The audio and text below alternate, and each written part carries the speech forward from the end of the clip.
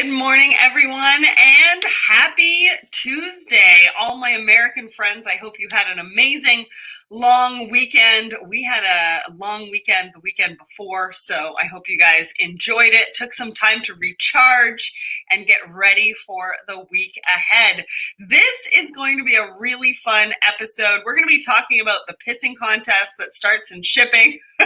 I mean, how big is my boat versus how big is your boat? Audrey and I are going to talk about that coming up in the show. But first, let's talk a little bit about, I wanted to ask you guys, what do you guys think about my new background? Please let me know. I've kind of shuffled things around. I've got a new picture above my head, so would love to hear from you. What else is happening? Look what I got in the mail yesterday. I got my U.S. patent for one of the projects I have been working on, which is super, super exciting. What else is happening? I have my new cup for thoughts and coffee. Never underestimate the power of someone who majored in supply chain management. It's even got the Let's Talk Supply Chain logo on it. So if you're looking for something like this for either yourself or somebody in your life, please go ahead. We are having trouble streaming to LinkedIn. Okay. All right. Well, you might be seeing this a little bit later than this morning then, because it looks like we are having some trouble on LinkedIn, but you can also watch us on YouTube. You can watch us on Twitter, and I'm not sure if you can watch us on my personal LinkedIn page. Let's go over there and see if we are live over here. See if it is working. And we are working. All right. So we are working on my personal LinkedIn page, but not the Let's Talk Supply Chain LinkedIn page. So again, if you're looking for something like this, over in shop at letstalksupplychain.com. What else is happening? Over on my Instagram and my LinkedIn stories, I asked all of you, what is the theme song of your life? I think I posted that mine is Let It Go by Frozen or Chariots of Fire, which I thought was kind of funny. Anyways, so let's get into what is happening with Let's Talk Supply Chain this week. My name is Sarah Barnes-Humphrey. I am the founder and host of Let's Talk Supply Chain, host of Blended, the newest conversation in diversity and inclusion, as well as the CEO of Ships, which is a brand new marketplace for freight forwarders and importers and exporters to work well together. So let's talk about our newest episode for this week. So the episode this week is with Andy from Life Cycle Revive. Now you're not going to want to miss this one because there are a few really great highlights from this episode, because we're talking about, I'm sure that you have noticed masks everywhere, right? On the ground, in the garbage, and we are just creating that much more waste with our PPE. Well, Andy and his team over at Life Cycle Revive are taking that PPE and they are turning it into hospital gowns, which is absolutely amazing. And all you have to do is buy a box. You can fill the box, they'll pick up the box, and they are definitely working within that circular economy that we are hearing a lot about these days. So if you want to go and check them out, that is episode 201, wherever you subscribe to the Let's Talk Supply Chain podcast. You can also go to letstalksupplychain.com/podcast. We've got a category filter over here for you, so you can actually find any innovations that you're looking for in any supply chain challenges that you have. But seriously, go and check out Andy. He was on Thoughts and Coffee probably about a month and a half ago, talking about what he was doing, and we got some really great feedback from that. So go and check that out. Next, we're going to be talking about our events. Where is that? There we go. So we've got some upcoming events. Mercado has their first ever webinar, so go and check that out. We've got all of the events on our Let's Talk Supply Chain LinkedIn page. We post it every Sunday night to let you know what is coming up and where we're going to be. So that is Mercado. And then we've got Digital Futures on Thursday. Who is going to be there for that? Because I cannot wait to see you. We are the opening fireside chat, and we're going to be talking about elevating the craft of procurement through digital transformation. And I can't wait. I think that that's going to be a really great discussion. What else do we have? I am leading a conversation with Cardinal Health and Four Kites, talking about building a cognitive supply chain with real-time visibility. This one is going to be awesome because Cardinal Health is a customer of Four Kites, and they're talking all about how they have used the Four Kite system to really up their visibility game. And I think you guys are really going to like that. So all of the links to register for these are over on that post. And AJ, maybe if you're there, you can put the link to this post in the comments so people can find it. That would be great. And I'll be doing that on my personal LinkedIn as well. And then coming up on June 15th, Sarah Scudder and I are going to be talking about sustainable packaging at the Canadian Health Food Association webinar. And so it's another Sarah sandwich, and hopefully you guys can join us because we all know Sarah is the master of packaging and is all about sustainable packaging right now, and really helping the industry figure out everything that's going on with the packaging. And last but not least, we've got Manifest coming up in Vegas. This one's going to be in real life in January 2022. I'm going to be doing some podcasting from there. I'm also going to be, I think, moderating a panel as well. The agenda is just being put together now, so I can't wait to see you there as well. I'm also going to be on a couple of podcasts. So I was on Dan Deegan's podcast last week talking about ocean freight and all of the challenges and the disruptions. I am going to be live today at 11:30 on LinkedIn with Michael from the Amazing FBA show. And next week, I'm also going to be up on the Link Up Leaders podcast as well. So I can't wait to see you there. All right, enough about all of that. Let's bring our guest up for today. And Audrey Ross is back. Good morning. Good morning. How are you? I'm good. Speaking of Digital Futures, I'm moderating a panel at Digital Futures at the 11:10 mark on Thursday. Yes, so we're both going to be there. No, and then our buddy Larry's also going to be there on a panel. So it's I love the digital procurement kind of family, and so that'll be great. Nice. So you're going to see us twice in 1 week. So we are having some difficulties on the Let's Talk Supply Chain LinkedIn page, just so everybody knows, but we do have some great people over on my personal LinkedIn page. Plus, we've got some people on YouTube and Twitter and Facebook. So always love having you guys here. Audrey, why don't you do a bit of an introduction for that's right. those who don't know who you are, and then we'll get into the question of the week. For sure. So my name is Audrey Ross. I am a logistics and customs specialist in-house at Orchard Custom Beauty here in Toronto, Canada. What else? Sarah's my trade bestie. I love to drink coffee. And customs international tax is my jam. So that's a bit about me. Yeah, you were working on international tax till like 10 o'clock last night. Oh my gosh. I called you at quarter after 9, and I was like, can you help me with something? I really need your thoughts on something. And in true Audrey style, she put everything down and helped me, and was probably at the office way later than she wanted to because I had asked her for some help. No. Well, with international tax, sometimes it's not hard to put that away somewhere so that you can do something else. Well, I don't know how you did it so late last night. So we've got everybody. We've got Peter, we've got Kenneth, we've got Devin, we've got Ashley, we've got Prakash and Smeary, and so many more people. Davin says, looking forward to Thursday. I wish I could put your comments up on the screen, but I don't know. LinkedIn has let me down this morning, but at least we are live and we are with you today. So the question of the week, we ask this every single Wednesday morning on all of our social media, all of the Let's Talk Supply Chain, wherever you find us, wherever you follow us.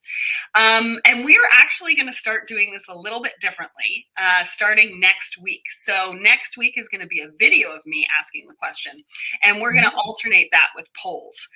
So we're going to do it a little bit different than we have in the past. But this week's question, which will come out tomorrow, is kind of timely, right? Because like the world is kind of opening up, except for kind of here in Toronto. But name 4 people that you haven't met in real life that you want to. I love this question. Oh. I feel like we've all been digital for so long, and we're all kind of getting back to seeing each other. Well, at least our American friends are. In America. So who are the 4 people that you would want to see? And if you're listening, go to the comments in my LinkedIn or my Facebook and comment. Tag those people. I want to know who you would want to meet in real life that you've only really gotten to know digitally over the last year.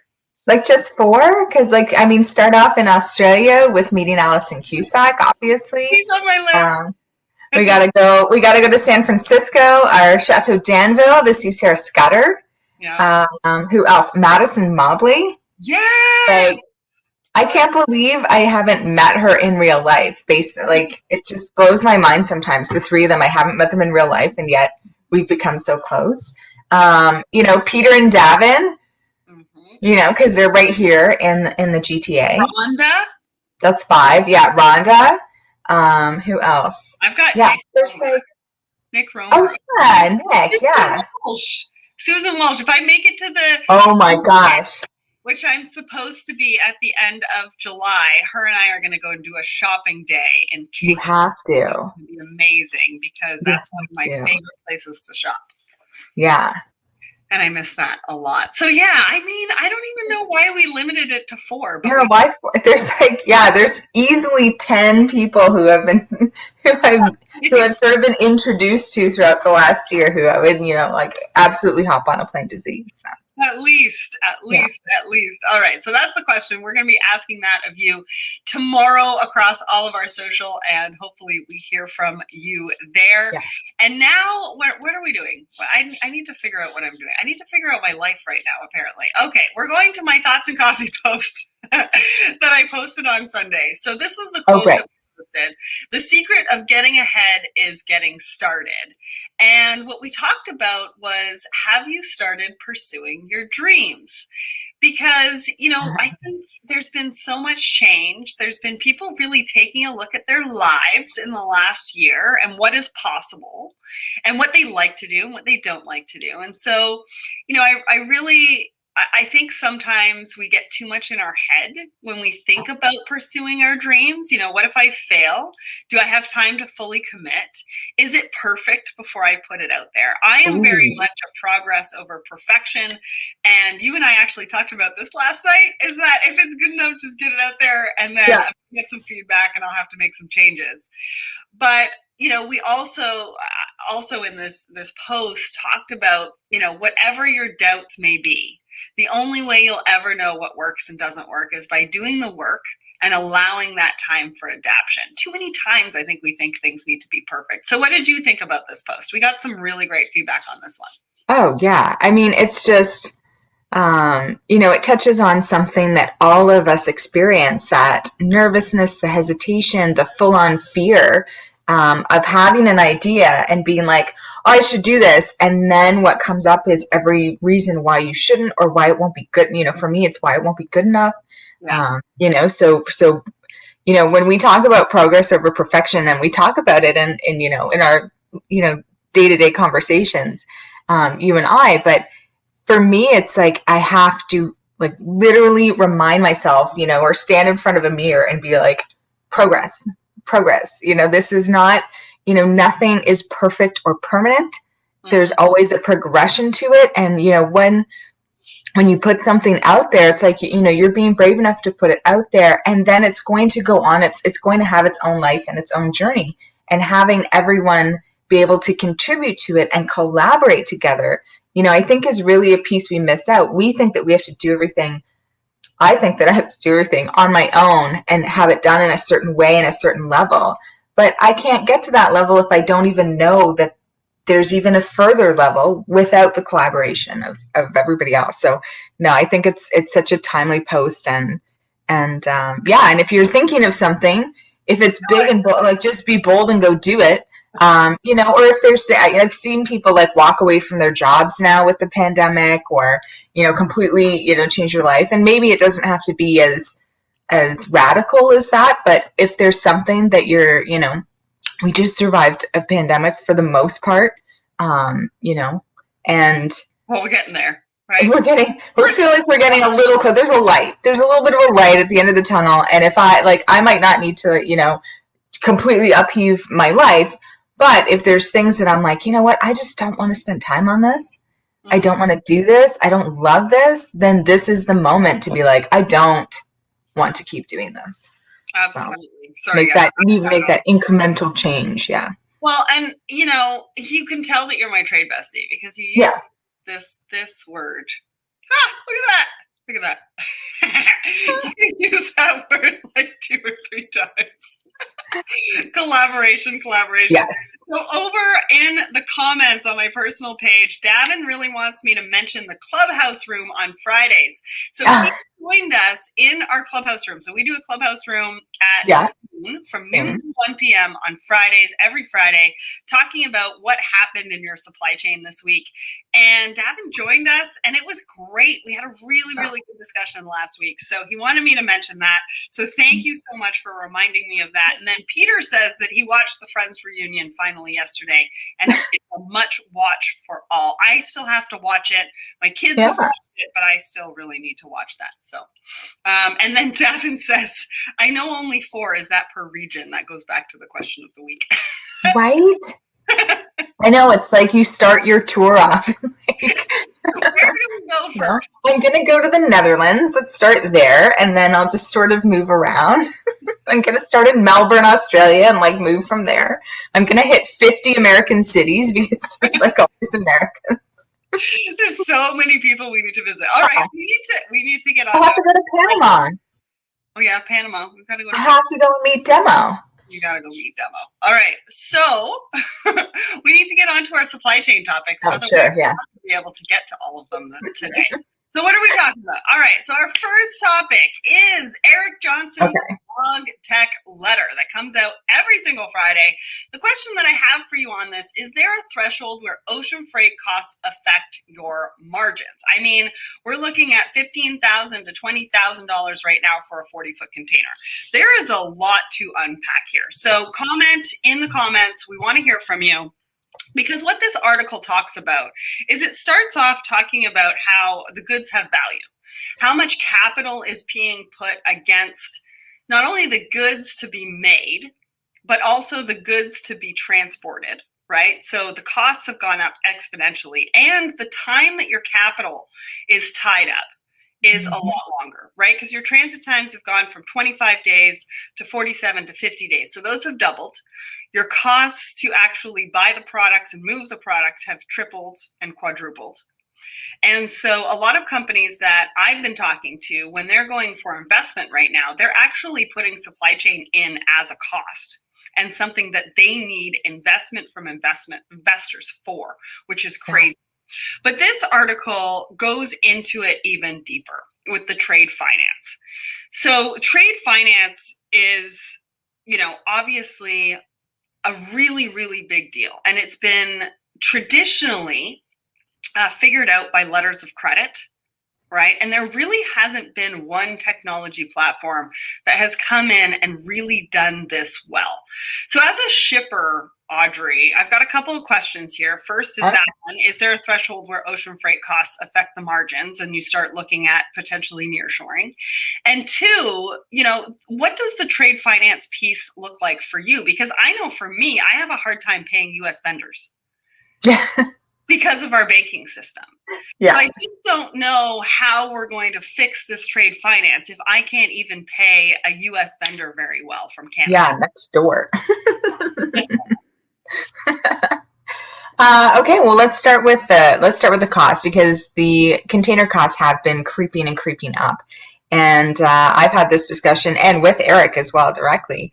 The first quarter and second quarter, we're probably going to see a bit of a loss because we pitch our projects, months in advance. When you do supply chain and you do outsourcing manufacturing overseas, your speed to market is a little bit different. And so our projects are sold, it could be 7, 8, 10 months in advance of when they're actually shipping. So being able to have forecast, that the cost would creep up over, $6,000, $7,000, $8,000 was, that's really not something you'd expect. So I didn't, plan for that.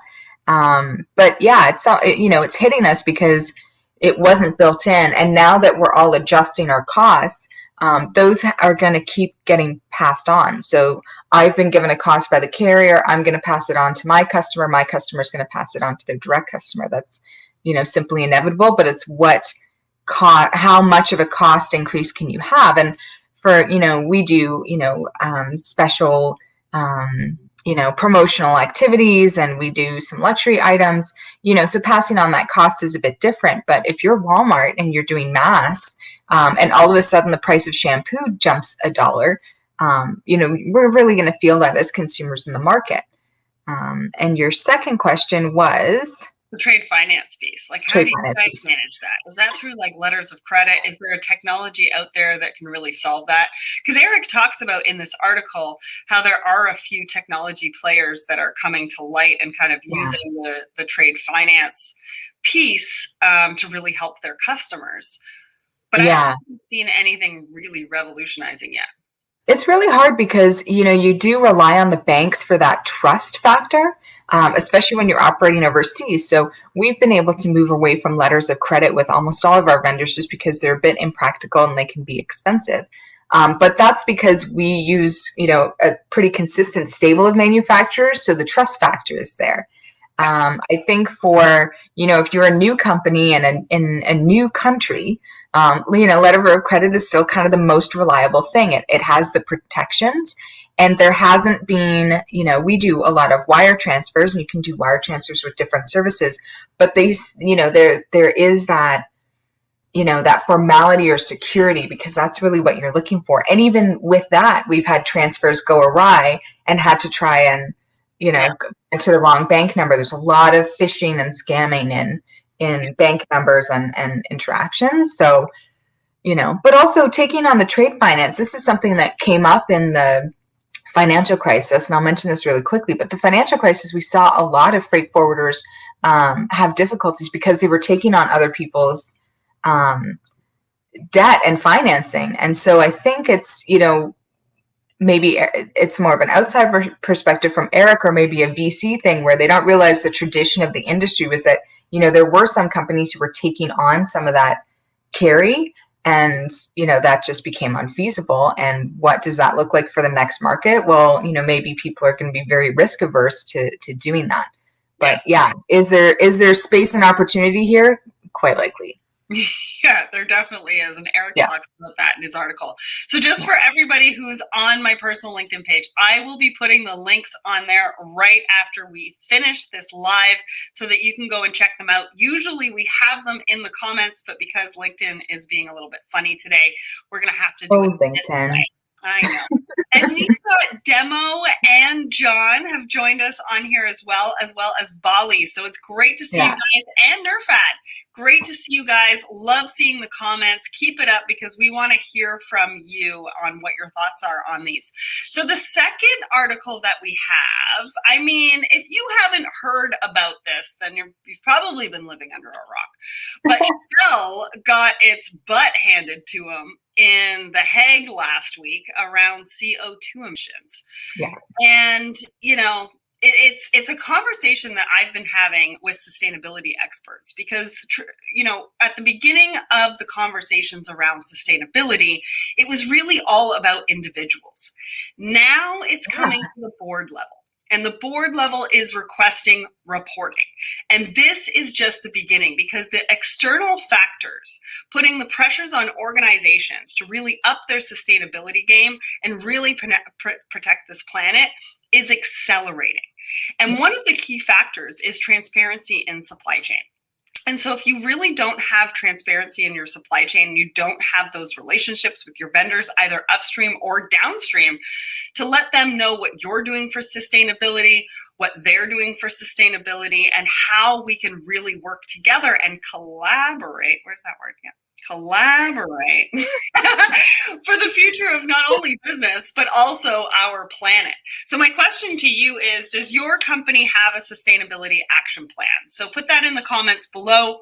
Audrey, what did you think about this article before we get on to the one about my boat is bigger than yours? Because I can't wait for that article. Can't wait for that. So yeah, quickly on this one, it's a major decision. It could lead to more good decisions like this.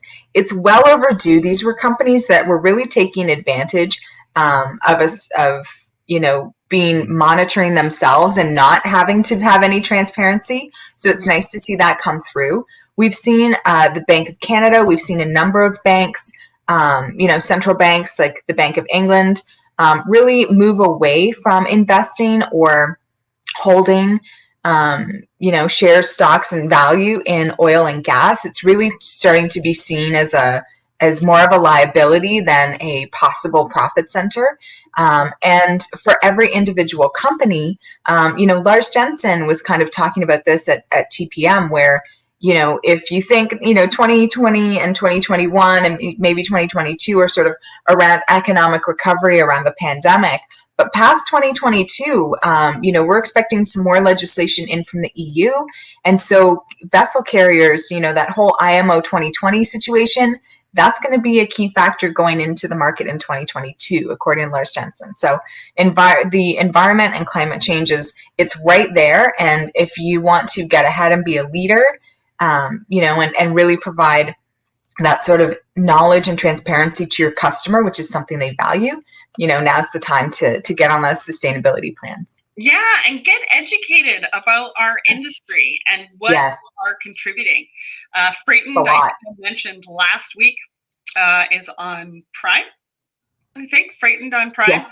And then there was another video that we had circulated the other day as well. Yeah, in our group. I'll figure out what that one's called. The link. So Nerfad asked, how do you provide coffee for your guests? Well, I'm looking for a coffee sponsor. So Nerfad, if you have one, let me know, and I can definitely talk to them and potentially drone it to your door. I wouldn't mind that. I'm sure everybody wouldn't mind that.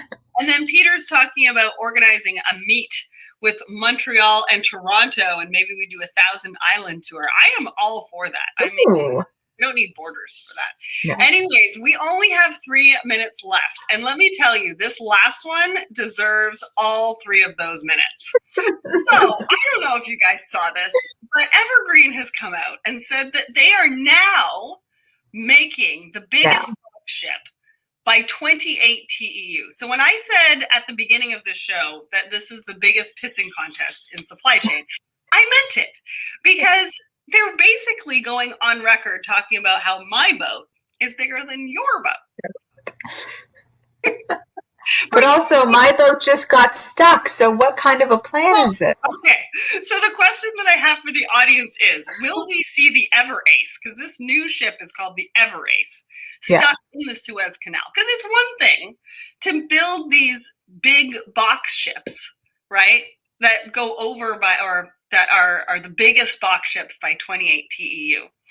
It's another to be able to get them through the Suez Canal, as we've seen this year. Right. Yeah. It's also another one. I mean, who's to say that those 28 TEUs will actually stay on the boat? I mean, we've seen a lot of containers in the ocean as well this year. So, does the 28 TEU really, really matter? So the question I have for you guys, will this boat, the Ever Ace, will we see it stuck in the Suez Canal? I want to hear from you. But one of the things that really, really bothered me from this article, okay, is that they're talking about color. So I talked about this new vibrant green. Amazing. Yeah. Okay. Design. They talk about hull. And then they said something about Mickey Mouse ears in the 5th tier or the 4th tier, which I don't quite understand looking at this picture where they get Mickey Mouse from, but maybe it's the wrong angle. I don't know. The one thing that they failed to talk about is the functionality on how they are going to make this boat better for the planet. Yeah. It's one thing to build a big boat and say, my boat is bigger than your boat. Yeah. It's another to really take responsibility and ownership for, the things that we were talking about before with the decision from The Hague for Shell, et cetera, et cetera. So you got 1 minute, Audrey. I haven't left you with enough time to spend on this article. Well, I can pose one question. Who was in the room when this decision was made on these mega ships? What person is leading up these senior management teams, and where's the diversity of thinking? And two, if the massive ship size contributes to being able to move more goods with less emissions, maybe.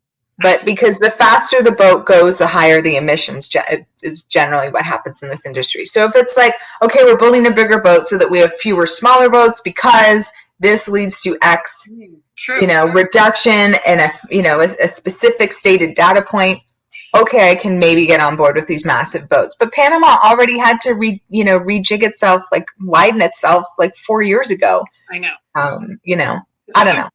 So John, I don't know, guys. Is bigger always better?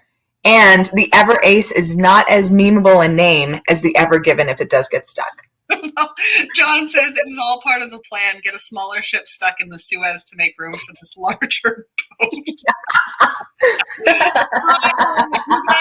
guys are amazing. We've gone 1 minute over. Thank you for staying with us and being with us through all of the difficulties that we had on LinkedIn. And we will definitely be back next week. I am working on my guest for next week, so it's a surprise. Until then, thank you all for joining us again for Thoughts and Coffee. We love having this chat with you. I hope you have an amazing week ahead. Audrey, thank you so much for joining me today. Thanks for having me.